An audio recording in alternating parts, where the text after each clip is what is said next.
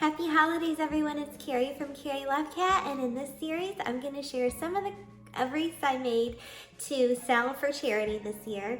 So this one is my baby shark wreath, and you'll see I got some little baby sharks to glue on and some cool Michael's, like it looks like, I don't know, botanical tentacles. And then I have a treasure box and just some different beautiful fillers and like seashells throughout. And so this was a really, really fun, and then there's even a little swimmer guy right there. This was a really fun wreath to make, really easy to make. You just get blue and silver and a white wreath, and then go ahead and have fun putting it all together with your little animals. I did get this big shark from Lakeshore. They didn't have them at my Michael's, but they might have them at yours. And so this is my baby shark wreath. Do, do, do, do, do, do. Happy holidays.